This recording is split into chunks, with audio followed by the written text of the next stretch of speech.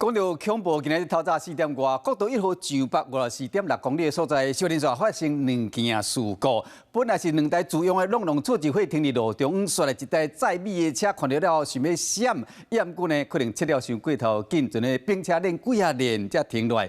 惊险的是，当时头前车的驾驶行路车袂赴放这个可奖标志，看到对面一台车就冲过来，加在卡车好闪了紧，逃过一劫。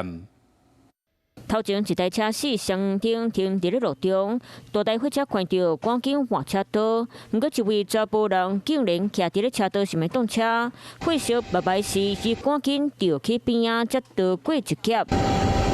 后一秒，大台火车伫只边车车壳玻璃油瓦四散飞，佮喷真侪火星，伫咧涂骹拍几若连才总算停落来。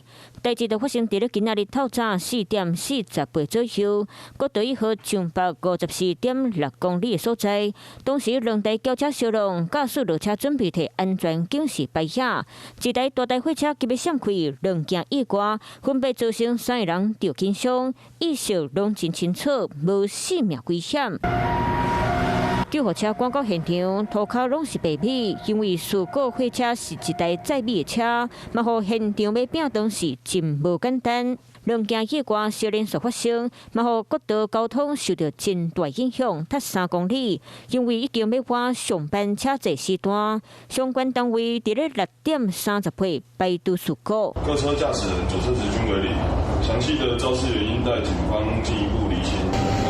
当时查甫人落车未赴放三角空，就看到大台火车驶过来。警察讲，车伫咧国道发生事故时，应该先开警告灯。车后100公尺空各种的标志，唔通点伫咧车路受苦。翕事故现场的相片，再搁紧甲车刷到路径，或者是被超翻，当电警察。 小林线2件车祸，加在无造成人员严重伤亡。不过事故原因，警察会搁进一步调查厘清。Hello， 我是林明瑞。想要抢先掌握最及时的新闻资讯吗？赶快订阅、按赞、开启小铃铛，锁定我们华视新闻的 YouTube 频道。